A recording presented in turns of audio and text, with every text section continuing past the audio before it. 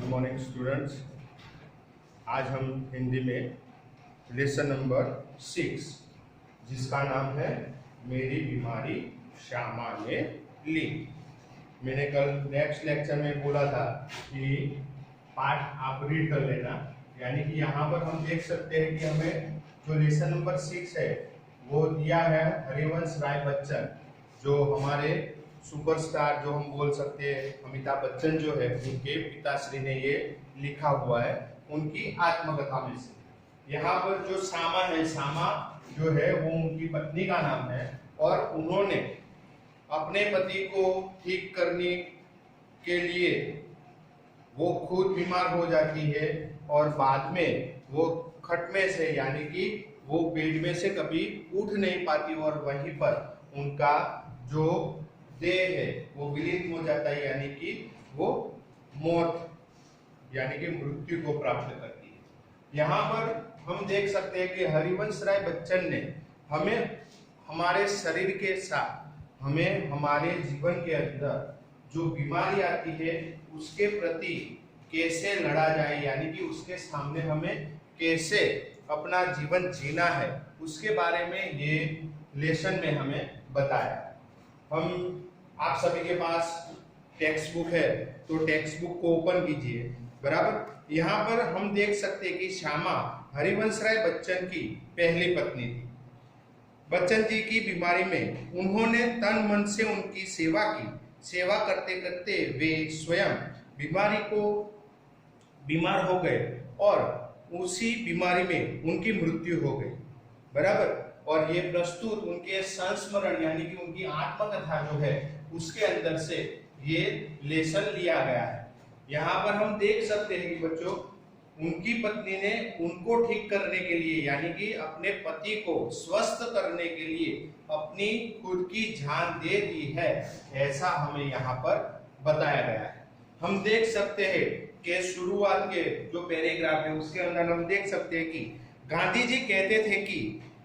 बीमार होना एक अपराध है। बच्चन जी गांधी जी के इस कथन से सहमत थे। वे इसे एक दंडनीय अपराध मानते थे। यानी कि हम देख सकते हैं कि गांधी जी भी मानते थे कि आप बीमार पड़ते हो तो उसके जिम्मेदार आप खुद हो और उसकी वजह से उसकी सजा दंडनीय अपराध होनी चाहिए, यानी कि आपको अवश्य वो बीमारी दंड दे सकती है। आप अपने शरीर यानी कि अपना स्वस्थ है, अपना स्वास्थ्य है, उसकी देखभाल हमें ही करनी पड़ेगी और उसकी वजह से हमें उसके साथ अपना शरीर यानी कि हम तन मन से स्वस्थ होके तभी कोई भी काम है वो सरलता से या तो आसानी से उसे सही तरीके से कर सकते हैं। यहाँ पर हम देख सकते हैं कि इसलिए वे अपनी छोटी मोटी बीमारियों की परवाह नहीं करते थे। इन बीमारियों में वे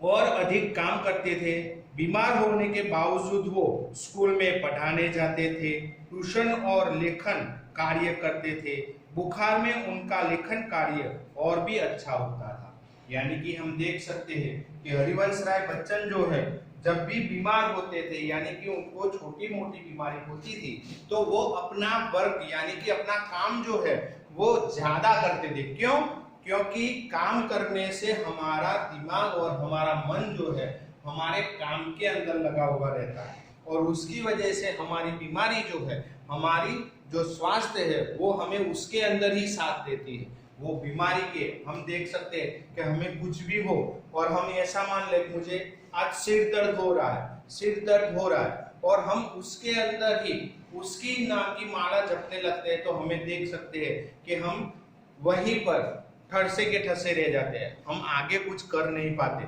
जब तक हम या कोई गोली ना ले ले, कोई टैबलेट न ले ले या तो हम कुछ भी दवाई न करें तब तक हम चैन से या तो हमें कोई अच्छा यानी कि हमारा आसपास का जो भी वातावरण है हमें अच्छा नहीं लगता। यही बात हमें यहाँ पर हरिवंश राय बच्चन ने भी बताई है और गांधी जी ने भी बोला है कि स्वस्थ शरीर जब तक नहीं होगा तब तक आप कोई भी काम करोगे तो वो काम के अंदर आप अपना मन यानी कि हम उसके अंदर रस यानी कि हम उसके अंदर अपना रुचि जो है वो रुचि नहीं दिखा पा सकते। यहाँ पर वो लिखते हैं कि बुखार होने के बावजूद वो अपना लेखन कार्य, स्कूल में जाना, वो अपने ट्यूशन क्लासेस जो भी करते थे, जो भी काम था वो अच्छी तरीके से करते थे। वो अपनी बीमारी को अपने पे हावी नहीं होने देते थे, अपने ऊपर वो ज्यादा बुखार है तो काम करते रहो, ऐसा ही हमें सोचना चाहिए कि हमें काम करना है, हमें बुखार नहीं है। वही सोच यानी कि हमारी पॉजिटिव थिंक जो है, हमारी जो सोच है वो बड़ा ही, यानी कि रोगों के अंदर हम बीमार होते हैं तब हमारी जो पॉजिटिविटी है वो बहुत ही अच्छा काम करती है कि हम कोई बीमारी यानी कि हमें शरीर में कोई बीमारी नहीं है, उसकी वजह से हम काम अच्छी तरीके से कर सकते हैं। नेक्स्ट देखिए, अंग्रेज के सुप्रसिद्ध साहित्यकार ने अपनी अनेक अच्छी कहानियां बुखार की हालत में लिखी थी। यानी कि यहाँ पर क्लिपिंग जैसे जो अंग्रेज साहित्यकार है उन्होंने अच्छे अच्छे जो भी साहित्य के लेख लिखे हुए हैं, उन्होंने जो भी अच्छा अच्छा लिखा है वो कब लिखा है, तो जब भी वो बीमार थे तब उन्होंने, जब भी अपनी बीमारी है उसके अंदर ही अच्छा लिखा है, ऐसा हरिवंश राय बच्चन बता रहे। और हरिवंश राय बच्चन ने भी जो अच्छे लेख लिखे यानी कि दो चट्टाने, जिसके अंदर उन्होंने जो लिखा है कि उन्होंने भी, बच्चन जी ने भी अपने दो चट्टाने आदि रचनाएं, पुलरिसी यानी कि हम देख सकते हैं, पुलरिसी यानी कि फेफड़े में पानी भर जाना, फेफड़े होते हैं उसके अंदर जब पानी भर जाता है वो भी बीमारी है, तो वो बीमारी के दौरान उन्होंने ये दो चट्टाने जो उन्होंने साहित्य और कई भी रचनाएं उन्होंने वो बीमारी के समय में लिखी थी और सिद्ध कर दिया था कि मार से भूत भागे या ना भागे किंतु काम से बुखार अवश्य ही भाग जाता है। यानी कि हरिवंश राय बच्चन ने भी अपने जीवन के अंदर हम देख सकते हैं कि उन्होंने अपने खुद के जीवन में भी ये काम किया है। वो बीमार थे तो उन्होंने रचनाएं जो भी लिखी है, बुखार की हालत थी, पुलरिसी यानी कि फेफड़ों की बीमारी थी, उस समय जो भी उन्होंने लिखा है वो अच्छी तरह से और हमें रुचिकर, जो हमें अच्छा लगे वैसा उन्होंने अपनी रचनाएं लिखी हुई है। और वो मानते हैं कि जो बात यानी कि जो हम कहवत है, हम जो उसे कहवत कहते हैं उस प्रकार से कि मार्ग के भूत यानी कि लातों के भूत बातों से नहीं मानते, वैसे ही यहाँ पर उन्होंने वो बीमारी के दौरान अपने अच्छे अच्छे रुचियां यानी कि अपनी अच्छी अच्छी रचनाएं जो है वो लिखी गई है। नेक्स्ट उसके बाद देखिए, श्यामा बीमार थी और बच्चन जी भी स्वस्थ नहीं थे। जनवरी महीने से श्यामा का पीछा नहीं छोड़ रहा था। शायद बच्चन जी की जिह्वा पर सरस्वती बैठी थी जब उन्होंने कहा कि श्यामा का बुखार मैं ले जाऊंगा। यह बात सिद्ध हो गई क्योंकि श्यामा स्वस्थ रहने लगी, किंतु उन्हें बीमार पति की चिंता खाई जा रही थी। पैसे के अभाव में बच्चन जी इलाज कराने में टामाटोल कर रहे थे। यानी कि हम देख सकते हैं कि सरस्वती यानी कि हरिवंश राय बच्चन जो है, तो बच्चन जी की जिह्वा यानी कि जीभ पर उन्होंने ऐसे ही, हम कभी कहीं जाते और ऐसे ही बोल देते कि ये होना चाहिए और वो हो जाता है। वही प्रक्रिया, वही क्रिया जो है हरिवंश राय बच्चन के जीवन में होती है कि उनकी पत्नी श्यामा जो है वो बीमार रहती थी। तो एक दिन हरिवंश राय बच्चन ने ऐसे ही बोल दिया कि श्यामा तेरी बीमारी यानी कि तेरा बुखार मुझ पे आ जाए, और वह सिद्ध हो जाता है, वहां पर यह सिद्ध हो जाता है कि श्यामा जो है, उनकी पत्नी जो है वो स्वस्थ होने लगती है, वो अच्छी हो जाती है, स्वस्थ हो जाती है, और हरिवंश राय बच्चन जो है वो बीमार पड़ने लगते हैं। नेक्स्ट उसके बाद देख सकते हैं कि बच्चन जी को अपना इलाज न कराते देखकर श्यामा ने ब्रह्मास्त्र चलाया। यानी कि हम देख सकते हैं कि जब हरिवंश राय बच्चन अपनी बीमार होने के, यानी कि उनको बुखार आता है, ये सब होता है, फिर भी वो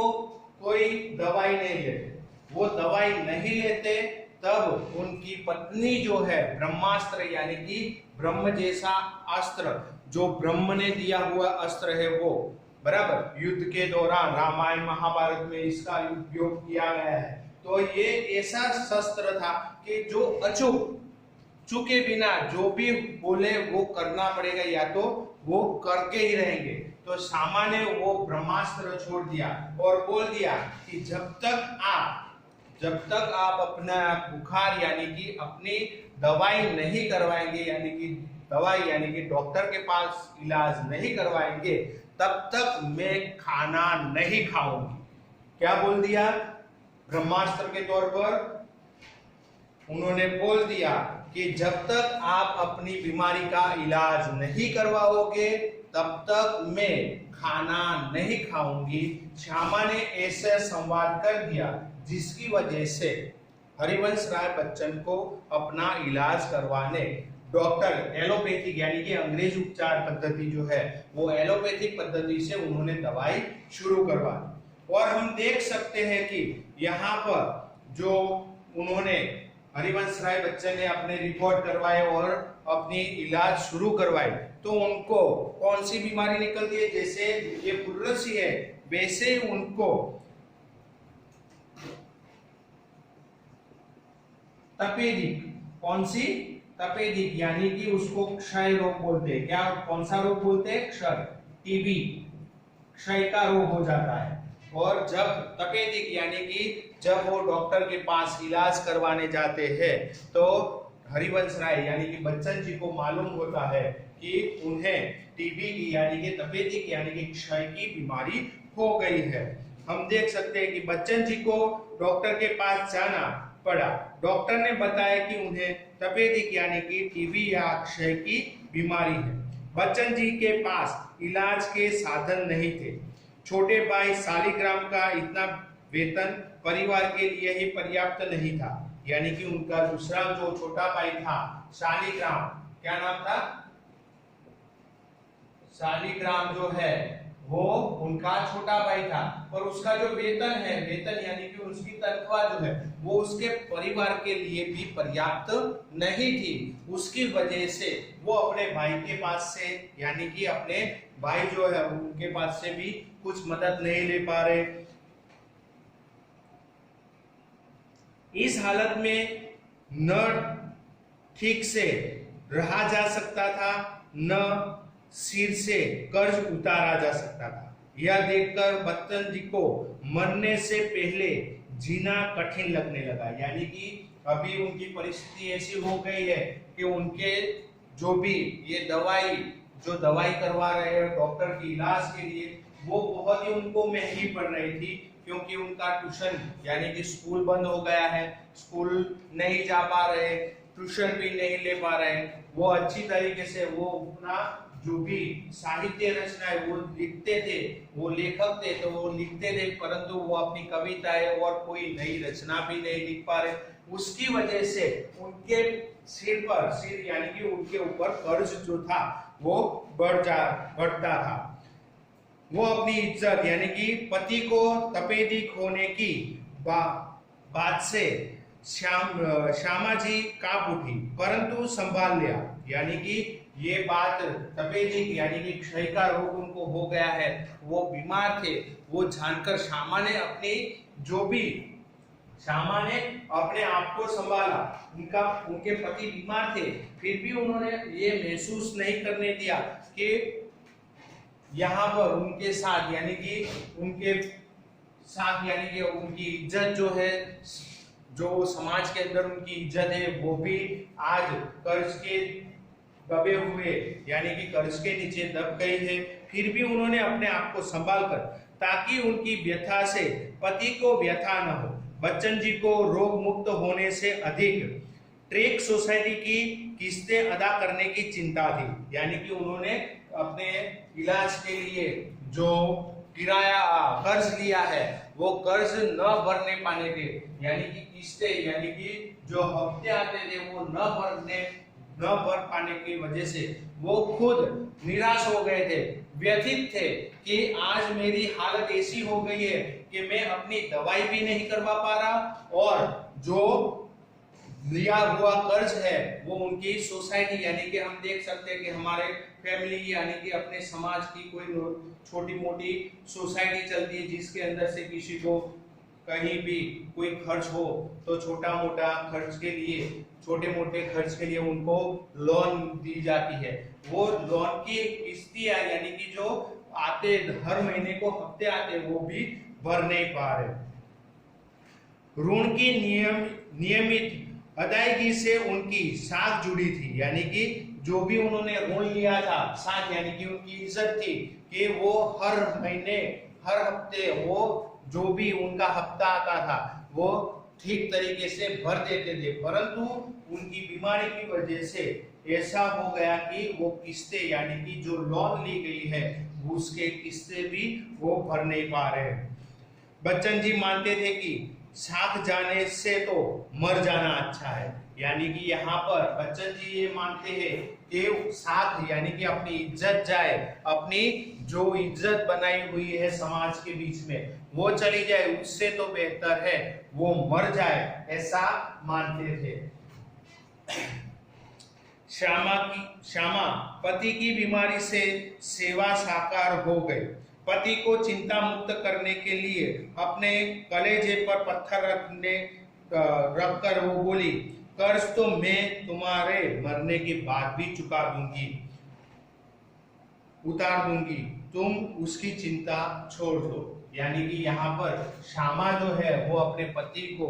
जो उनकी व्यथा है वो व्यथा के अंदर से मुक्त करने के लिए श्यामा ने ये शब्द उच्चार दिए। जैसे उन्होंने पहले भी ब्रह्मास्त्र चलाया कि आप जब तक अपना इलाज नहीं करवाओगे या तो डॉक्टर को नहीं दिखाओगे तब तक मैं खाना नहीं खाऊंगी, वैसे ही श्यामा ने इस बार हरिवंश राय बच्चन को अपनी शान यानी कि अपनी इज्जत के मारे जो थे उसको बचाने के लिए उन्होंने बोल दिया कि आप अभी किस्तियां यानी कि जो ऋण अदा नहीं कर पा रहे वो तो मैं आपके मरने के बाद भी चुका सकती हूँ, उससे तो बेहतर है आप अभी अपने क्षय यानी कि अपनी जो बीमारी है उसका इलाज अच्छी तरीके से करवाओ। ये बात श्यामा जी ने बोली तब हरिवंश राय बच्चन को हम भी देख सकते कि कोई काम हम कर नहीं पाते और हमारे मम्मी पापा द्वारा हमें उसके लिए वो काम करने के लिए प्रोत्साहित किया जा सकता है। वो हमें कई बार कहते हैं कि तुम इतने परसेंटेज लाओगे तो हम तुम्हें ये देंगे, और वही उत्साह के अंदर हम कई बार वो परसेंटेज ला भी देते हैं। वैसे ही यहाँ पर और कोई चिंता न करो, हरिवंश राय बच्चन को अपनी पत्नी से ये वरदान मिल गया कि आप ये चिंता मत करो कि आपके जो भी कर्ज है वो कर्ज मैं आपके मरने के बाद भी भर सकती हूँ, मैं वो लौटा दूंगी, आपके ऊपर जो कर्ज है वो किसी का मैं रहने नहीं दूंगी। ये बात सुनकर हरिवंश राय बच्चन यानी कि हरिवंश राय बच्चन को भी पॉजिटिव यानी कि वो भी सकारात्मक सोच में आ गए कि नहीं ये बात सही है कि मैंने जो कर्ज लिया है वो मेरी पत्नी भी अदा कर सकती है मेरे मरने के बाद, और उसी वजह से उनको ये सत्य वचन मिला और सत्य वचन की वजह से वो अच्छे होने लगे। नेक्स्ट उसके बाद देखिए, जब बच्चन जी ने अपने डॉक्टर मुखर्जी से कहा आपका इलाज बहुत महंगा है, मेरे पास आपके इलाज के लिए पैसे नहीं है, तो डॉक्टर ने भी उन्हें मुंहकट यानी कि मुंहपरी मुंहफट स्वभाव के अनुसार उन्होंने बोल दिया पैसे नहीं है तो मरो, यानी कि पैसे नहीं है तो जाओ मरो, तुम इलाज के लायक ही नहीं हो, क्योंकि जो एलोपैथिक सिस्टम से जो दवाई आती है वो यानी कि वो उपचार जो है वो महंगा पड़ रहा था, उसकी वजह से हरिवंश राय बच्चन ने यानी कि बच्चन जी ने अपने डॉक्टर से बोल दिया कि मैं आपका इलाज यानी कि आपका जो इलाज है वो नहीं करवा सकता, क्योंकि मेरे पास जो पैसे होने चाहिए वो इलाज के लिए पैसे नहीं है। तब ये बात सुनकर हरिवंश राय बच्चन ने हरिवंश राय बच्चन की ये बात सुनकर डॉक्टर ने उन्हें बोल दिया कि पैसे नहीं है तो जाओ मरो, मैं आपका इलाज मुफ्त में नहीं कर पा सकूंगा। डॉक्टर मुखर्जी का यह कथन बच्चन जी के लिए चुनौती के समान बन गया। परेशानियों के बावजूद वे निराश नहीं हुए। उन्होंने लुई कॉन की चिकित्सा पद्धति यानी कि आयुर्वेदिक जो चिकित्सा पद्धति है लुई कॉन की, वो आयुर्वेदिक चिकित्सा पद्धति उन्होंने अपनाई और उसी वजह से वो क्या हुए, जल्दी से वो चिकित्सा पद्धति की वजह से लुई कॉन की चिकित्सा पद्धति अपनाई, जिससे खर्च भी नहीं आता और वो जल्दी से जल्दी यानी कि वो खर्च था पर कैसा था, मामूली था, कि उसकी वजह से वो जल्दी से ठीक हो गए। उन्होंने सर्वाधिक बल मिला श्यामा जी की सेवा से, जिन्होंने अपने रोगों की शिकायत न कर पति को निश्चिंत बना दिया। यानी कि हम देख सकते हैं कि जब हरिवंश राय बच्चन बीमार है, वही टाइम पर श्यामा जी भी यानी कि उनकी पत्नी जो है वो भी क्या थी, बीमार थी, पर उन्होंने अपने पति को स्वस्थ देखते हुए अपने आप को बीमार है यानी कि रोगिष्ठ है ऐसा बताया नहीं। मुझे कोई भी यानी कि मुझे कुछ रोग हो यानी कि मुझे कुछ भी हो जाए, परंतु मैं अपने पति को जब तक स्वस्थ नहीं देख लूंगी तब तक मेरी बीमारी जो है वो हरिवंश यानी कि अपने पति को नहीं बताऊंगी। ये बात उनके हृदय में उन्होंने बिठा ली थी, बराबर। नेक्स्ट उसके बाद देख सकते हैं, जिस दिन बच्चन जी क्षय के जहर से मुक्त हो गए यानी कि उनको क्षय रोग से क्या हो गए, मुक्त हो गए, वो एकदम ठीक हो गए हैं, तब श्यामा जी जो थे उन्होंने उसी दिन श्यामा ने खाट पकड़ ली और फिर वे कभी नहीं उठी। उन्होंने अंतिम सांस तक बच्चन जी का ख्याल रखा, यानी कि श्यामा जो है उनकी पत्नी जो थी, उन्होंने अंतिम श्वास जब तक वो जिंदा थी तब तक अपने पति बच्चन जी का स्वास्थ्य और उनकी सेवा के अंदर ही लगे रहे। उन्होंने कभी अपनी बीमारी के बारे में हरिवंश राय बच्चन को बताया भी नहीं था, और वही खाट जो उन्होंने पकड़ी थी वही उनकी जो सांसें थी वो चलती रही। अंतिम सांस तक बच्चन जी का ख्याल रखा। बच्चन जी का ख्याल था श्यामा ने मेरी बीमारी लेकर और मुझे निश्चिंत रखने के प्रयत्न में भारी कीमत चुकाई, और बच्चन जी को मालूम हुआ कि मेरी जो बीमारी थी, बराबर, मेरी बीमारी जो थी वो श्यामा ने ले ली, और श्यामा कभी भी, उनकी पत्नी ने उन्हें कभी कहीं भी निश्चित कर दिया था कि मैं स्वस्थ हूँ, मुझे कुछ नहीं हुआ। और जब वो क्षय रोग से हरिवंश राय बच्चन मुक्त होते हैं, वही थे उसी टाइम श्यामा यानी कि उनकी पत्नी जो है वो बीमार पड़ जाती, वो बेड के ऊपर हो जाती, लेट जाती, यानी कि अंतिम श्वास तक अपने जो सांसें चल रही थी वो अंतिम सांसें तक अपने पति की सेवा करती है। श्यामा जी सच्चे अर्थ में बच्चन जी की अर्धांगिनी थी और उसकी कीमत उन्होंने चुका दी थी, यानी कि श्यामा जी ने अपने पति के स्वास्थ्य के लिए अपनी बीमारी को कभी भी उनके सामने रखा नहीं था। और हम देख सकते हैं कि कई ऐसी बीमारियां होती है कि सही समय पर उसका इलाज न हो तो आदमी मौत के मुख में चला जाता है, यानी कि उसकी मृत्यु निश्चित हो जाती है। वही बात यहाँ पर श्यामा ने अपनी, यानी कि यहाँ पर अपना जो टाइटल है वो सही तौर पर कि हरिवंश राय बच्चन की जो बीमारी थी वो श्यामा ने ले ली, वो रोगों से मुक्त हो गई, यानी कि क्षय के रोग से मुक्त हो जाते हैं, और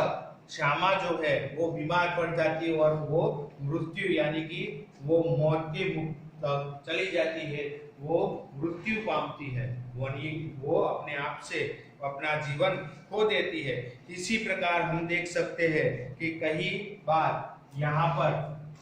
बच्चन जी भी खुद मानते थे कि श्यामा जो थी अर्धांगिनी, अर्धांगिनी का मीनिंग क्या होता है, जो शिव शंकर, भगवान शिव शंकर और पार्वती जी है उनके एक शरीर में से दो आधे आधे, यानी कि एक नर यानी कि एक में शिव है और दूसरे में पार्वती जी खुद है, और वो मिलाकर अर्धांगिनी, अपने जीवन का जो आधा अंग है वो पत्नी है, वो ऐसे बताते हुए वो हरिवंश राय बच्चन सच में कहते हैं कि मेरी जो बीमारी थी वो सही में श्यामा ने ले ली। श्यामा ने यानी कि उनकी पत्नी ने वो बीमारी लेकर वो